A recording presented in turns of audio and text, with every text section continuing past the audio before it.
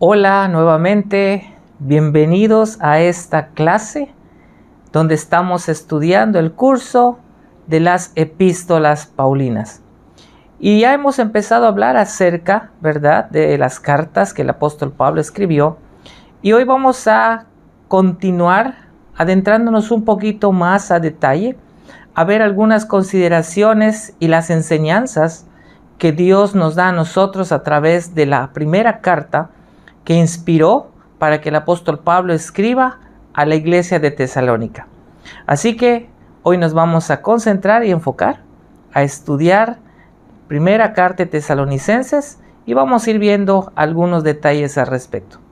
Pero antes de empezar, déjenme decirles, ¿verdad?, y compartir con ustedes lo que dice la primera carta a los tesalonicenses en el capítulo 1, versículos 2 y 3.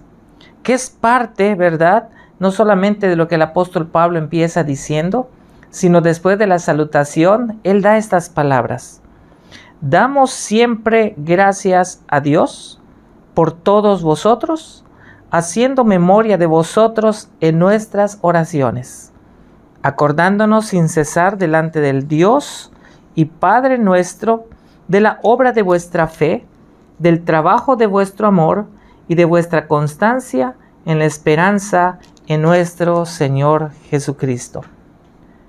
Qué bonitas palabras del apóstol Pablo hacia la iglesia en Tesalónica. Después de dar la salutación, después de dar el anhelo y el deseo de una bendición, cuando dice gracia y paz a vosotros, Pablo está reconociendo de este trabajo que la iglesia de Tesalónica estaba realizando. Así que con esto en mente, vamos a orar y ya entonces nos adentramos a estudiar todo lo que encierra esta primera carta a la iglesia de Tesalónica. Desde ahí donde están ustedes, yo les pido por favor, cierren sus ojos, inclinen sus rostros y oremos. Padre amado, en esta hora nos encomendamos a ti para pedirte que tu Espíritu Santo obre en nuestro corazón y en nuestra mente, que nos dé, Señor, el entendimiento, la sabiduría, para poder aprender y comprender lo que tú quieres enseñarnos a través de esta primera carta que escribió tu siervo el apóstol Pablo a los tesalonicenses. Bendice a todos los estudiantes en esta hora. Oramos en el nombre de Cristo Jesús. Amén. Bueno, vamos a estar hablando, ¿verdad?, de esta carta y tenemos que dar esta breve introducción. ¿Qué dice la Escritura respecto a la llegada del apóstol Pablo a Tesalónica? Bueno, la Escritura nos habla precisamente en el libro de los Hechos, ¿verdad? Después de haber leído, después de haber escuchado, después de haber observado en el capítulo 9 la conversión de Saulo, ¿verdad?, ahora al apóstol Pablo, vemos que a raíz de la conversión de Pablo, entonces viene ese fuego y esa pasión por predicar el Evangelio. Y es ahí donde llegamos a Hechos capítulo 17, desde el versículo 1, donde el apóstol Pablo va a llegar a Tesalónica. Dice de la siguiente manera: pasando por Anfípolis y Apolonia, llegaron a Tesalónica, donde había una sinagoga de los judíos. O sea, Pablo al llegar a Tesalónica se da cuenta de que había una sinagoga donde se reunía parte del pueblo judío. Y bueno, él también estaba dispuesto a ir y dispuesto a compartir lo que él había conocido, lo que él había aprendido y las experiencias que él había tenido en este caminar que estaba haciendo con el Señor Jesucristo. Sin embargo, debemos de reconocer también qué mensaje estaba predicando Pablo. ¿Qué mensaje estaba proclamando el apóstol Pablo? Y esto lo sigue diciendo el capítulo 17, versículos 2 y 3. Y Pablo, como acostumbraba, fue a ellos y por 3 días de reposo discutió con ellos, declarando y exponiendo por medio de las Escrituras que era necesario que el Cristo padeciese y resucitase de los muertos, y que Jesús, a quien yo os anuncio, decía él, es el Cristo. O sea, el apóstol Pablo tenía como mensaje principal dar a conocer a Cristo como el único Señor y Salvador del ser humano. A él no le importaba si lo iban a criticar, a él no le importaba nada, simplemente el apóstol Pablo quería dar a conocer a ese Rey de Reyes, a ese Salvador a quien él había conocido y quien este Salvador lo encontró camino a Damasco.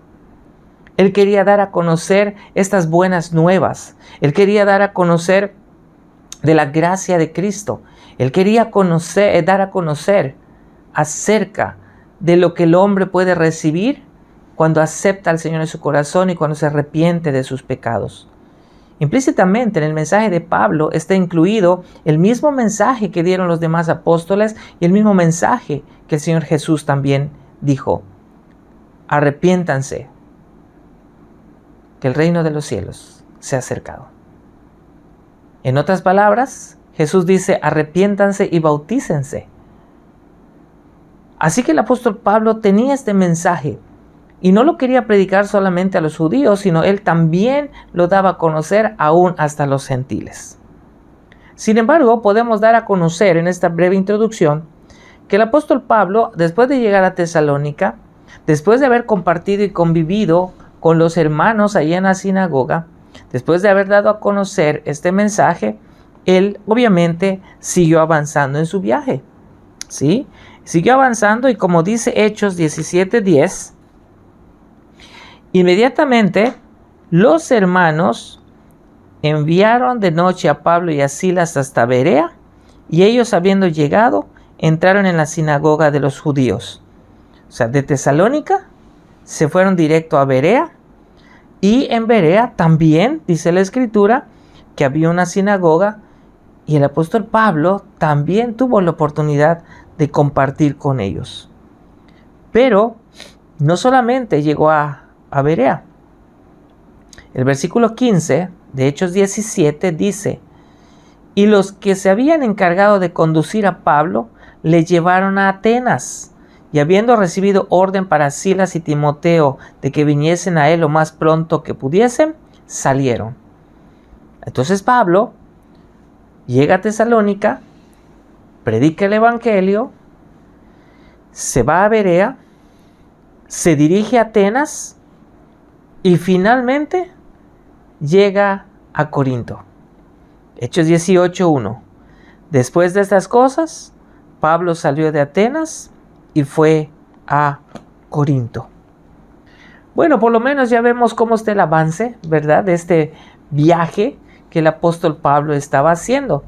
Obviamente junto con Silas, junto con Timoteo. Sin embargo, debemos considerar ahora el contexto. ¿Qué era Tesalónica? ¿O cómo se conoce Tesalónica? Bueno, Tesalónica, ahora se conoce como Salónica, era una antigua ciudad griega y era capital de la provincia romana de Macedonia. ¿Sí? Así que era un lugar importante. Por otro lado, cuando llega a Tesalónica, dice la Escritura que había una sinagoga judía. Pero algo importante, o un dato importante, que en esta sinagoga no solamente era para los judíos. En esta iglesia que iba a estar formándose, esta iglesia que el apóstol Pablo iba a estar formando, iba a estar plantando, no era solo para judíos, sino la iglesia de Tesalónica también estaba integrada por griegos devotos, tanto varones como mujeres. Y esto tiene una razón de ser, porque los griegos aún estaban atraídos, muchos de ellos, por la fe monoteísta de los judíos. No aceptaban por completo ciertos ritos que estaban asociados con las costumbres judías. Los griegos no estaban aceptando ese ritual llamado circuncisión. Pero esto no quería decir que tuviesen problemas con la fe de los judíos. Esto no quiere decir que tuviesen problemas con lo que Pablo predicaba. Al contrario, ellos estaban muy a gusto por el hecho de saber que solamente servían a un Dios. Razón por la cual, de acuerdo a lo que también se nos relata en Hechos 17 del 1 al 10, muchos judíos que estaban en Tesalónica, a pesar de reunirse o a pesar de escuchar, muchos de esos judíos no se convirtieron al cristianismo. No aceptaban a Cristo como el Señor y Salvador. Razón por la cual, después de un tiempo, los líderes de la sinagoga donde el apóstol Pablo estuvo por 3 días, como dice Hechos 17, rechazaron a Pablo. Rechazaron sus enseñanzas, lo rechazaron a él como apóstol y entonces lo echaron de la ciudad. Así que este es el contexto del cual estamos hablando en Tesalónica. Muchos cristianos, tanto judíos como griegos, pero también judíos que no se convirtieron al cristianismo, que estaban en contra del mensaje de Pablo y de Pablo mismo. Pero había también algo que hacer notar. Que Pablo, cada vez que llegaba a alguna ciudad para predicar, tenía un propósito. Y en el caso de Tesalónica, el propósito del apóstol Pablo era dar gracias a Dios por la vida cambiada de cada uno de los creyentes de esa ciudad. ¿Y por qué él estaba muy contento? ¿Por qué él estaba muy agradecido con Dios? Porque Pablo sabía cómo era su vida anterior de estos creyentes en Tesalónica.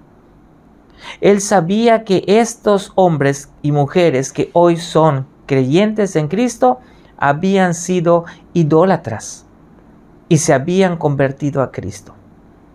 Y cuando hablamos de idolatría, estamos hablando de que adoraban a muchos dioses, adoraban a dioses paganos. Como dice la Escritura, los de Tesalónica adoraban a dioses que no oyen, que no ven, que no hablan y que tampoco responden a tu clamor y a tu petición.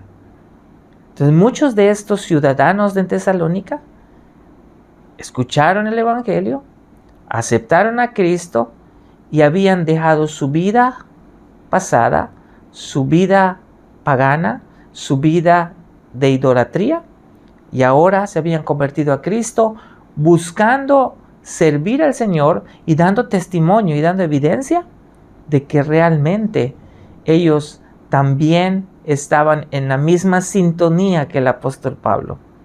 Seguir extendiendo el reino de Dios.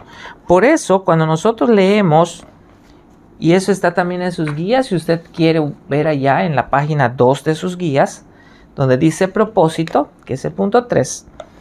En la primera carta de Tesalonicenses 1, especialmente el versículo 9, ¿qué es lo que está diciendo?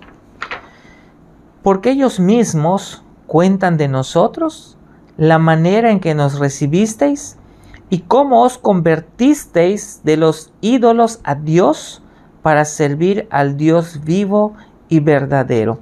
¿Quiénes estaban contando esas anécdotas? ¿Quiénes estaban contando estas experiencias?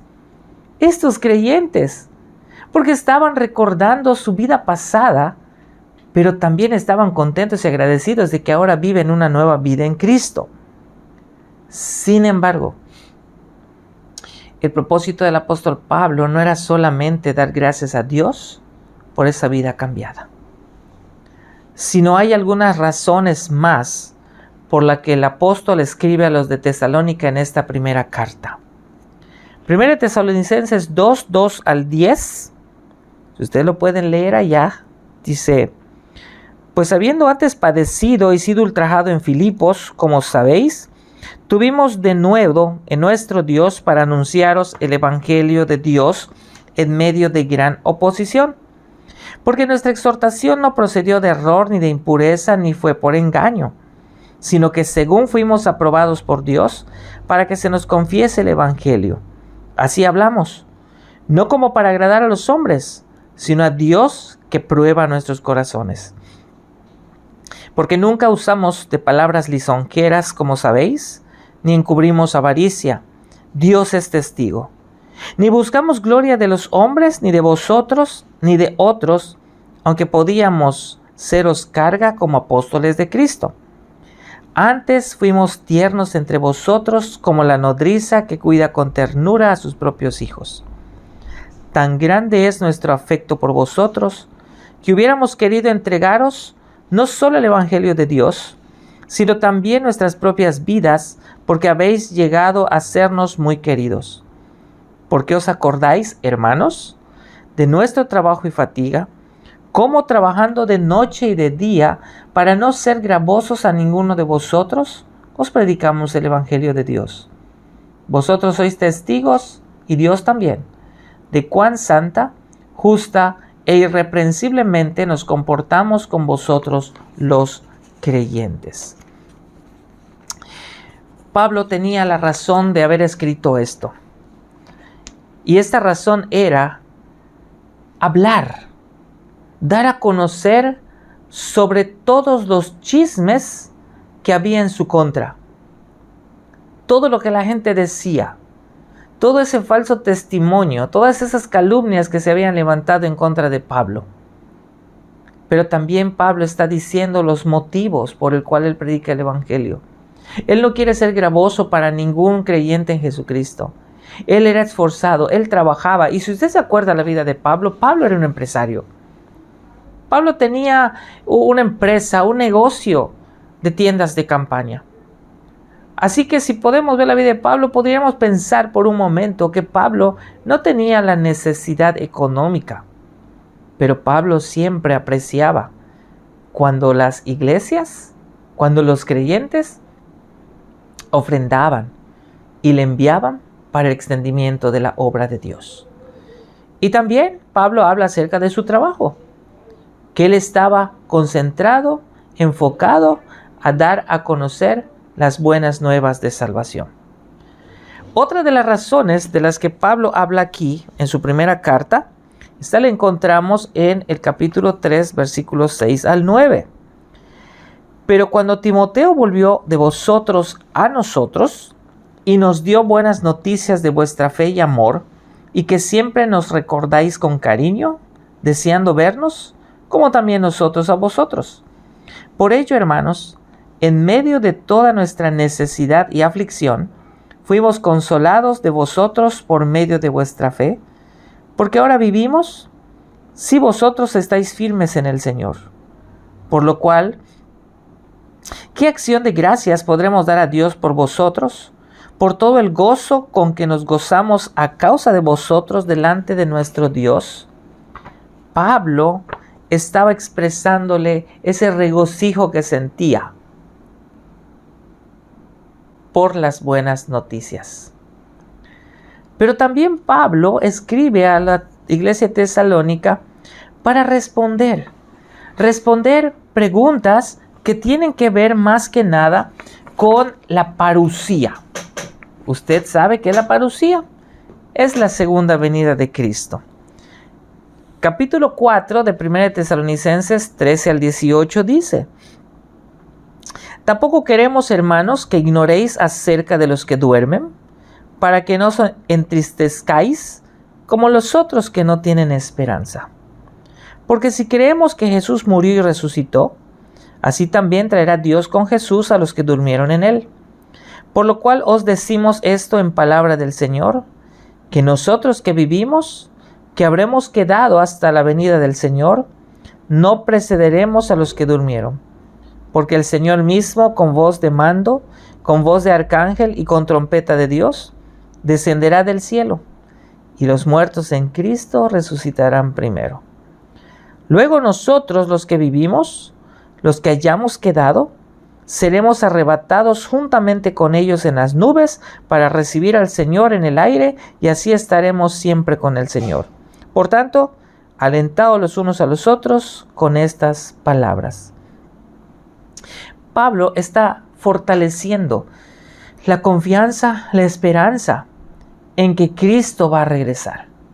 Que Cristo no solamente murió, que Cristo fue sepultado, que Cristo resucitó de entre los muertos, que Cristo ascendió al cielo y que desde el momento en que Él asciende al cielo, Él está sentado a la diestra de Dios Padre, pero también Pablo les está confirmando y les está asegurando y está fortaleciendo su vida espiritual diciendo, no se preocupen, porque si creemos que Jesús murió y resucitó, también Dios con Jesús levantará de los sepulcros a los que murieron en Cristo para llevarlos a esta vida dichosa, feliz para toda la eternidad.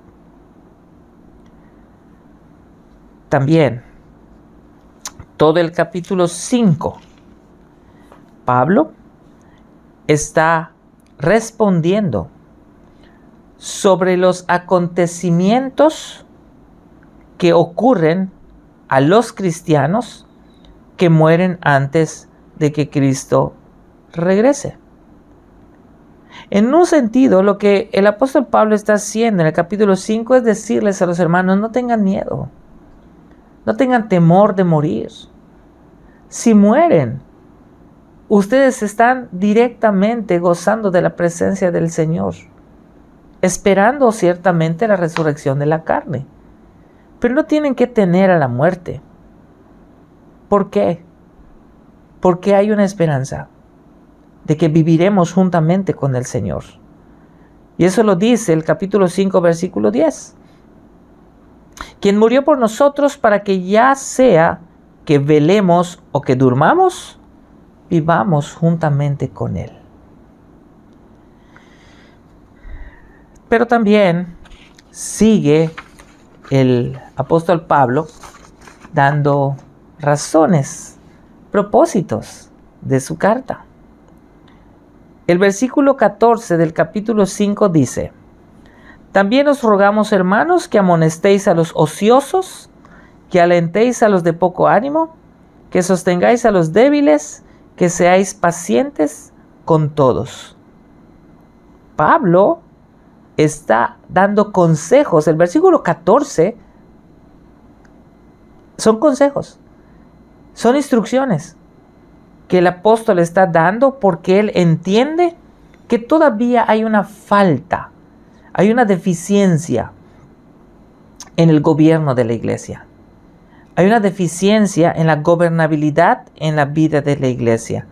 Y por eso él insiste y él dice, amonesten a los ociosos, alenten a los de poco ánimo, porque sabe que en la iglesia hay de todo. Y sabe que la falta del gobierno de la iglesia, la gobernabilidad de la iglesia puede ocasionar problemas y puede traer rupturas y puede traer divisiones en la vida misma de la iglesia, especialmente Tesalónica, que es de la cual estamos hablando.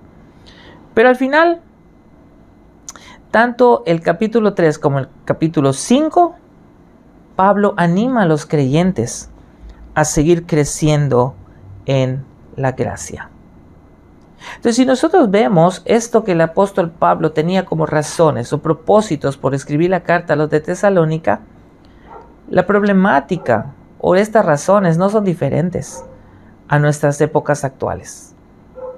Todavía seguimos viendo nosotros que en la vida de la iglesia hay chismes, hay calumnias y muchas veces no lo tomamos en cuenta. Pensamos que el chisme, como es algo tan común que puede pasar en la vida de las personas, lo pasamos por alto. Pero no pensamos en que un chisme puede empezar a crear divisiones y rupturas dentro de la iglesia. Aquí lo importante es animarnos a nosotros como iglesia a seguir trabajando, a no perder de vista que si estamos nosotros trabajando aquí es porque tenemos una meta en común: glorificar a Cristo por sobre todas las cosas. Que las problemáticas de los de Tesalónica no son diferentes, probablemente son presentadas de diferente manera, pero básicamente el núcleo central de los problemas son básicamente los mismos que nosotros tenemos. Chismes, calumnias, divisiones, falta de trabajo, gente ociosa en la iglesia. Y aunque suene fuerte, hay muchos en la iglesia que solamente llegan y no hacen nada. Solamente llegan, en cierto sentido, si llegan solo para alabar, adorar al Señor y edificarse, bueno, están edificándose y están creciendo espiritualmente. Pero hay muchos en la iglesia que no llegan solamente para adorar, sino llegan para criticar, para cuestionar, y son ociosos, que no están haciendo nada. No están desarrollando ningún ministerio en la iglesia, no están entregando su vida al servicio del Señor, no están sirviendo correctamente. Entonces Pablo lo que está haciendo aquí a los de Tesalónica le está diciendo, no hay nada mejor que seguir en Cristo. No hay nada mejor que dejarse guiar por el Espíritu Santo. No hay nada mejor que seguir creciendo en la gracia del Señor. No hay nada mejor que estar creciendo en el conocimiento de la palabra. Pero hay que trabajar. Pero hay que servir. Y no importa el tiempo que nosotros estemos sobre la tierra. El día en que el Señor nos llama a su presencia, estaremos felices disfrutando de lo que Él ha dispuesto para nosotros, lo que ha prometido de estar en esa vida eterna, una vida gloriosa. Y como dice, ¿verdad?, la figura que marca ahí el libro de Apocalipsis, disfrutando de ese cielo nuevo y tierra nueva, con calles de oro y mar de cristal. Bien, pasamos ahora a punto número 4. Está también en sus hojas, en la página 3. Y vamos a hablar brevemente acerca del bosquejo de la carta, para que ustedes lo tengan, ¿verdad?, presente. Repito, es un bosquejo que se les presenta, no es el único. Ustedes mismos pueden ir agrupándolo y haciendo de este bosquejo algo más corto, o quizá pueden buscar, hay Biblias que traen ciertos bosquejos, ¿verdad?, previamente, antes de empezar cada libro, cada carta. Pero bueno, este es un bosquejo que nos ayuda para entender un poquito acerca de lo que está hablando y de cómo el apóstol Pablo va a desarrollar todo el contenido de su carta, especialmente la primera carta que manda a Tesalónica. Bueno, en primer lugar, lo que encontramos en el capítulo 1, versículo 1, son los saludos. Salutación. Creo que lo comenté en alguna de las clases anteriores. Una salutación no son palabras de bienvenida. Muchas veces caemos en el error de poner salutación en nuestros órdenes de culto, y a veces los hermanos que dirigen no saben que una salutación no es una bienvenida y se ponen a dar la bienvenida a todos los hermanos de la iglesia.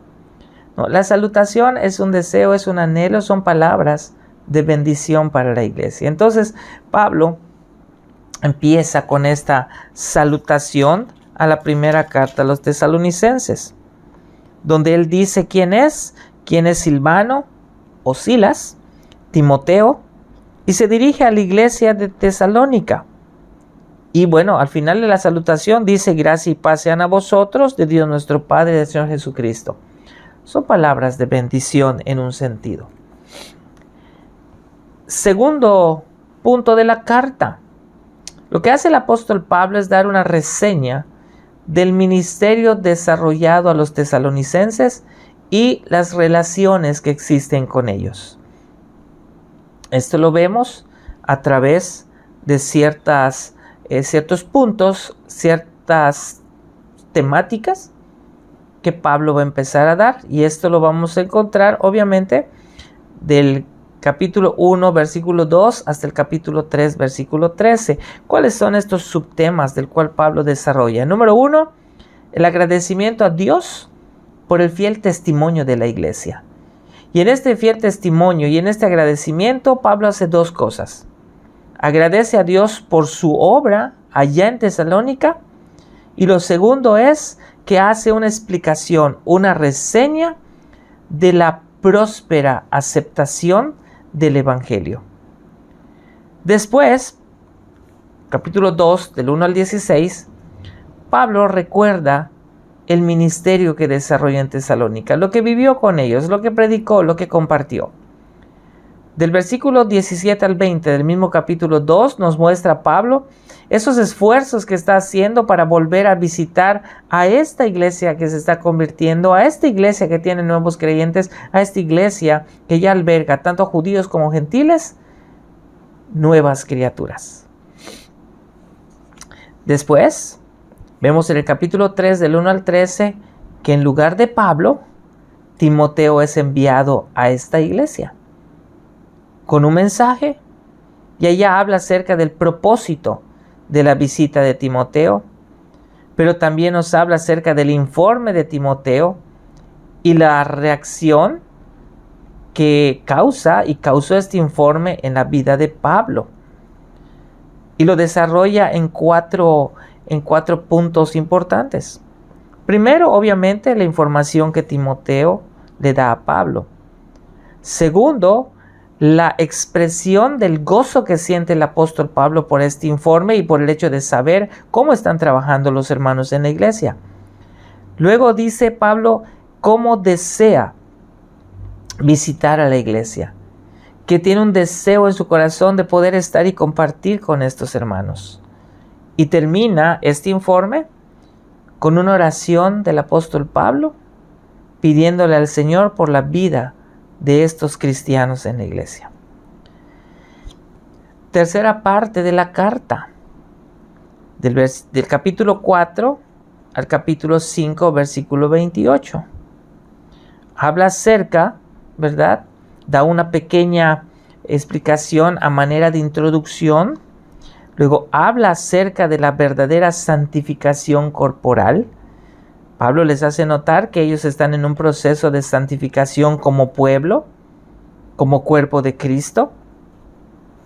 Habla acerca del amor fraternal de los tesalonicenses. Habla acerca de las admoniciones a la laboriosidad, lo que él tiene que decirles con respecto al trabajo.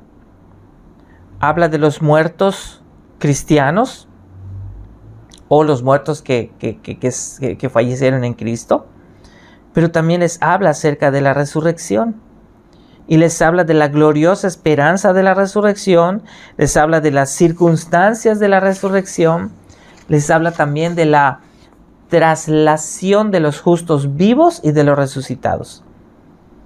Porque es verdad, cuando Cristo venga, quizá muchos de nosotros ya habremos muerto en Él. Pero cuando Cristo venga, todavía habrá creyentes vivos. Entonces Pablo les habla acerca de esas circunstancias, de ese día y de esos procesos, ¿no? De cuando uno va a resucitar en Cristo, y el que obviamente está vivo, pues obviamente también va a ir a la gloria con Él. Después les habla acerca de la necesidad de que entre los cristianos deban consolarse. Deban consolarse cuando hay alguien que ha perdido un ser querido. Y el consuelo, aunque nuestras palabras muchas veces no pueden consolar a alguien, porque cuando alguien fallece, realmente no hay palabras que puedan darle quizá tranquilidad, pero debemos entender que el consuelo proviene de Dios, que el consuelo lo da el Espíritu Santo. Y las palabras que nosotros podamos darle a nuestros hermanos en estas situaciones, el Espíritu Santo es quien hará la obra para dar la consolación a nuestros hermanos que están pasando por una situación difícil. Pero después habla Pablo en el capítulo 5, versículos del 1 al 11, acerca de la incertidumbre relacionado al tiempo de la venida de Cristo. Nadie sabe cuándo va a venir Cristo. Y aun cuando hay muchas religiones que empiezan a hacer intentos por decir que en tal fecha va a venir Cristo, o en tal mes, o en tal año, lo cierto es que la palabra de Dios es clara y Él no da un tiempo ni una fecha para que el ser humano sepa cuándo Él va a venir. Por eso Pablo habla acerca de la súbita venida del día del Señor. No sabemos cuándo.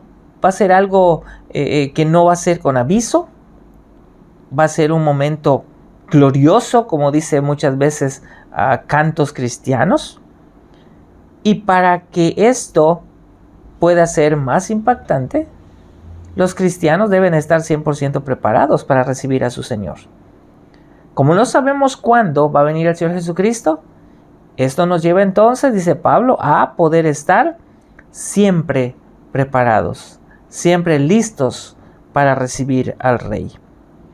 Luego obviamente tiene algunas instrucciones finales del capítulo 5, versículos 12 al 22, y habla acerca de los siervos del Señor, cómo son, qué hacen, ¿verdad?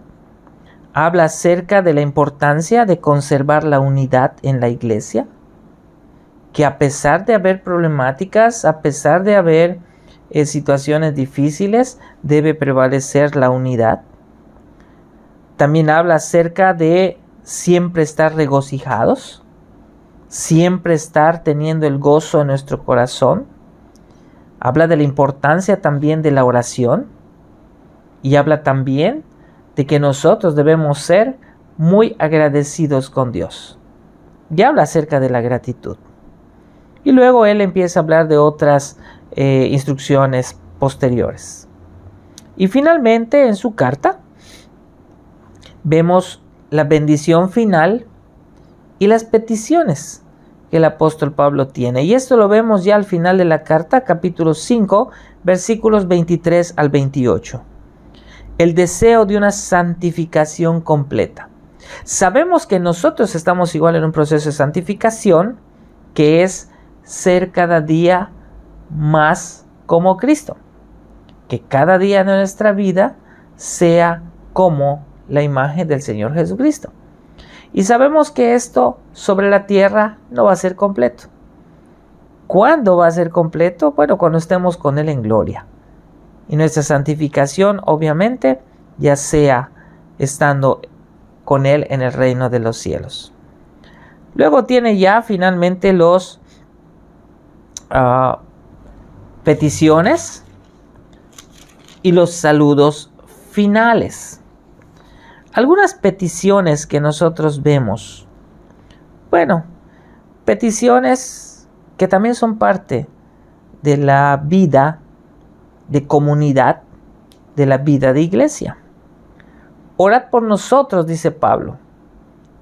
Ora por nuestra vida, ora por nuestro ministerio, ora por lo que estamos haciendo. Eso debe ser también algo que nosotros actualmente debemos hacer.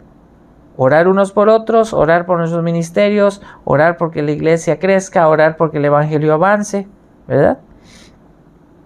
Luego dice, saludad a todos los hermanos con ósculo santo. Bueno, no nos vamos a profundizar en esto del ósculo santo. El ósculo no es otra cosa más que un beso santo. Pero si nos damos cuenta, hay una práctica, ¿verdad? Sobre todo en la parte del pueblo judío y toda la región de Oriente, ¿verdad? Muchos a veces cuando se saludan de beso. Pero es un beso genuino. Es un beso de fraternidad.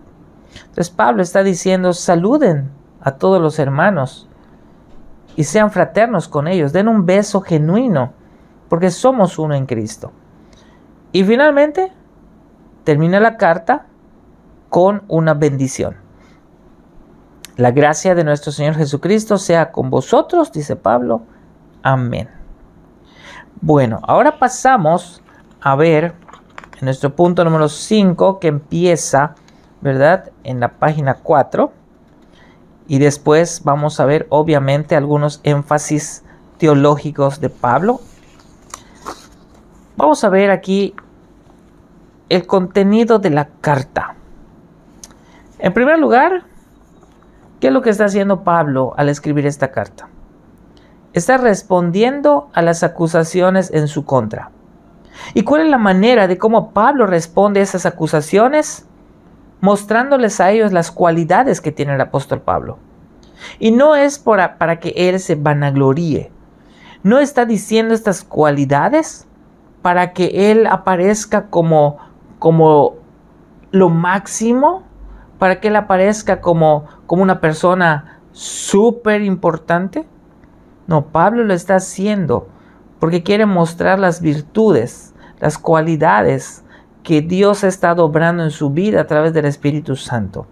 Y que esas cualidades confrontan estas mentiras y estas acusaciones que la gente estaba haciendo en su contra.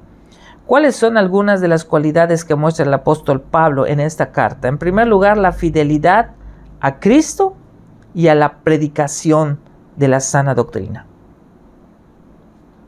Fidelidad a Cristo. Le soy fiel a Cristo, le soy leal a Cristo. Y yo no puedo predicar otra cosa si no es la sana doctrina. Por eso Pablo también se atrevió a decir: cualquier persona, o aún, dice Pablo, bajara un ángel del cielo, si este fuera el caso y les diera un mensaje diferente al que yo he predicado, les diera a ustedes un evangelio diferente, sea maldito, que eso significa ser anatema. Pablo estaba seguro en lo que él predicaba. Por eso él muestra esta cualidad. Muestra también Pablo otra cualidad, que es su bondad. En un sentido, para nosotros, o para que lo podamos entender, él no está lucrando con el evangelio. Él no está predicando a Cristo para obtener ganancias millonarias. Pero si usted se da cuenta, hoy en día sí tenemos varias personas que se autollaman o autoproclaman pastores, o se autoproclaman profetas, o se autoproclaman apóstoles, y quien sí nosotros podemos ver, podemos apreciar con claridad, que dicen predicar a Cristo, pero en realidad lo que ellos están haciendo es sacar provecho de la palabra de Dios para obtener ganancias millonarias. Uno de esos famosos evangelios que está muy de moda y que está afectando y ha afectado la vida de mucha gente a nivel mundial es la llamada evangelio de la prosperidad. Y todos aquellos que creen en el evangelio de la prosperidad pierden muchas cosas. Entregan bienes, entregan economía, entregan propiedades. Y al final, ¿en qué quedan? En que si es gente humilde, su humildad no se acaba. Si es gente pobre, ¿verdad? Humildad, pobreza, escasos recursos, eso no se acaba. Por esa razón Pablo está diciendo: yo predico a Cristo, pero no para obtener ganancias, sino porque yo quiero que la gente entienda que en Jesucristo hay salvación. Pero también Pablo habla de otra virtud: humildad. Yo predico con el ejemplo, dice Pablo. Yo no soy egoísta. Yo no quiero tener a Jesús solamente para mí. Yo quiero compartirlo. Y por eso Pablo expresó: sed imitadores de mí como yo de Cristo. Pablo está diciendo: no me imiten en cuanto a mi carácter, porque quizá mi carácter es muy terrible o es muy fuerte. No imiten la forma de cómo yo hablo, no imiten la forma de cómo yo predico, sino imítenme a mí en la forma de cómo yo sirvo a Cristo. Imítenme a mí en la manera de cómo yo soy humilde, porque solo comparto el evangelio. No soy egoísta. Yo quiero compartirlo y que todos sepan la gran bondad de mi Señor. Su gentileza de Pablo. Él dice: yo no soy un asalariado. Nadie me está pagando por esto. Y por eso cuando vemos nosotros, cuando el apóstol Pablo dice: todo lo puedo en Cristo que me fortalece. A veces hemos usado este pasaje bíblico para decir: sí, hermano, tú puedes. Sí, hermano, tú puedes hacer las cosas. Mira, tu fortaleza está en Cristo, no te desanimes. Pero cuando lleguemos a estudiar la carta, ¿verdad?, que Pablo escribe a los filipenses, nos vamos a dar cuenta que el apóstol Pablo no está hablando de que todo lo puede en Cristo en términos de trabajo, sino el contexto. Él está hablando antes: sé vivir en abundancia, sé vivir en escasez, todo lo puedo en Cristo que me fortalece.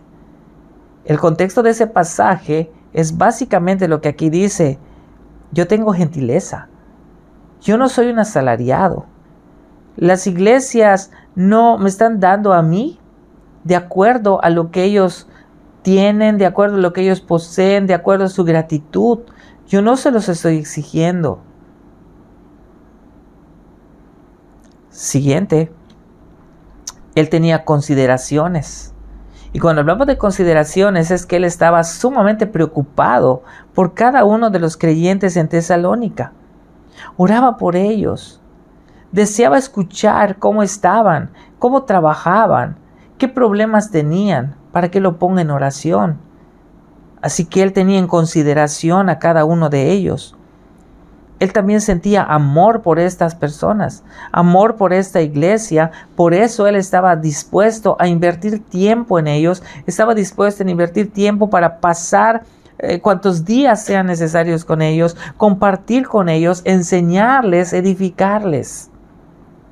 Pero también una de las cualidades de Pablo era que él estaba gozoso, alegre, feliz, estaba dichoso, se regocijaba cada vez que tenía buenas noticias de los creyentes.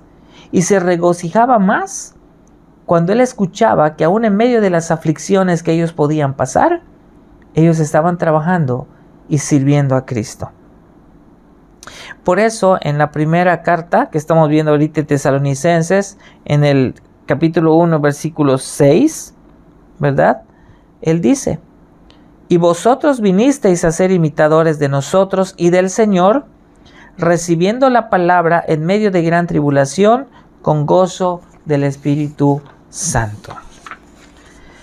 Bueno, hay algunos énfasis teológicos que el apóstol Pablo da. Por lo menos hay 3. Posiblemente usted, cuando lea la carta y analice y escudriñe, encontrará algunos más.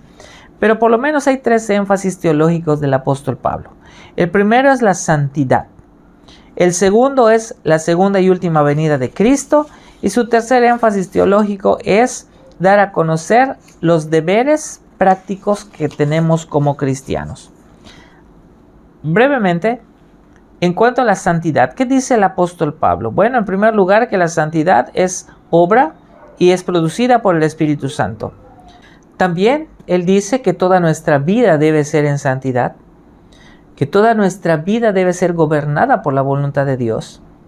El proceso de santificación es importante, pues ayuda a cada uno de nosotros a no desear volver a las prácticas paganas de nuestra vida pasada. Que estamos en preparación para presentarnos como la novia santa en la venida de Cristo, para presentarnos como esa novia que está esperando al esposo con quien se va a unir y se va a casar. Por eso también la Escritura habla de las bodas del Cordero.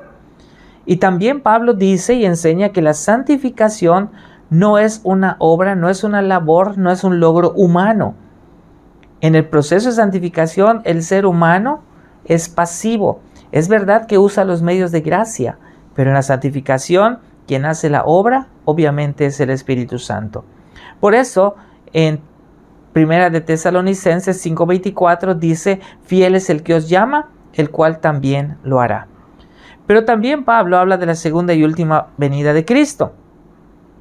Es importante notar que al final de cada capítulo de la carta, el apóstol Pablo termina haciendo referencia a la segunda venida de Cristo. Y la razón es porque él quiere que al tener esperanza en la segunda venida de Cristo, seamos motivados y alentados para lo siguiente. Primero, para el servicio. El servicio al Señor es algo que se hace con gozo. Al predicar a Cristo como el único Salvador, lo debemos hacer con gozo, con alegría, con pasión, con convicción. Segundo, nos alienta a la santidad. Seguir en este proceso de santificación para ser conformados cada día más a la imagen de Jesús. Tercero, nos alienta para cuando llegue el momento de que tengamos que ser consolados. El consuelo, porque Él sabe que debemos tener este consuelo ante la muerte de un ser querido quien tiene la esperanza de estar en la gloria. Y el cuarto, de tener ánimo, el poder alentarnos los unos a los otros en el camino hacia la vida eterna, porque Él sabe que hay muchos obstáculos en el camino y que en cualquiera de ellos podemos llegar a desfallecer. Pero luego también habla de los deberes prácticos para el cristianismo. Número 1, crecer en la vida cristiana. Y número 2, nuestra conducta, nuestro comportamiento, que debe ser la apropiada. En otras palabras, que debe ser de acuerdo a la voluntad de Dios. Finalmente, para terminar en esta clase con la primera carta a los de Tesalónica o a los tesalonicenses, daremos algunas conclusiones. De todo lo que se enseña en esta primera carta a los de Tesalónica, se nos reafirma la manera de cómo debemos vivir con la seguridad y la esperanza en Cristo. Número 1, regocijarnos siempre.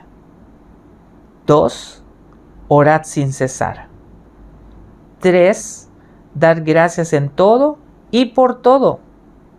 4, no apagar la obra que el Espíritu Santo está haciendo en nuestra vida. 5, no despreciar la profecía. Y cuando hablo de profecía, estoy hablando exclusivamente de la palabra inspirada por Dios que nosotros tenemos, que se llama la Biblia o las Santas Escrituras. Los 66 libros que aquí están y que todos juntos nos muestran todo lo que el Señor hace para poder llevar a cabo a la perfección ese plan de redención. Y por último, tener discernimiento, poder examinarlo todo, retener lo bueno, poder discernir entre lo que es la sana doctrina y lo que es la falsa doctrina, en lo que es un maestro cristiano, un verdadero siervo del Señor y de los que son falsos maestros. Importante también para todos, y con esto vamos a concluir. Hay que ser cuidadosos de lo que creemos. Hoy en día han aumentado y abundan muchos falsos maestros y los que se autonombran profetas. Obviamente, nosotros no creemos que hayan profetas como el Señor levantó en el Antiguo Testamento. Que nosotros tenemos que cumplir el oficio de profeta, por supuesto, pero no es para hablar de otras cosas, no es para decirle ni engañar a la gente de que el Señor nos habló en visiones, que el Señor nos dio una nueva revelación. Cumplimos nuestro oficio profético proclamando lo que el Señor ha dejado en su palabra por inspiración divina. Así que estos falsos profetas no están enseñando la doctrina verdadera. Ahora bien, el Espíritu Santo que mora en nosotros nos ayuda a discernir que lo que escuchamos y recibimos para edificación nuestra es lo que Dios ha dicho en su palabra. Esto es lo que el apóstol Pablo le dio a conocer en esta su primera carta a la iglesia tesalónica. Y el mensaje es el mismo para nosotros. Amados, amémonos todos, alentémonos los unos a otros y sigamos sirviendo al Señor, pero también sigamos creciendo en el conocimiento de su palabra. Nos vemos en la próxima clase, donde estaremos hablando de la segunda carta que el apóstol Pablo envía a esta misma iglesia de tesalonicenses. Hacemos una invitación, que por favor hagan extensivos estos cursos, que ustedes que lo están tomando y que están disfrutando de ellos, puedan también compartir, puedan invitar a otros amigos, a otros conocidos, a otros creyentes en Jesucristo, a que se unan a estos cursos de cita, de la clase internacional de teología aplicada. Un saludo a todos, muchas bendiciones para ustedes y nos vemos en la próxima clase.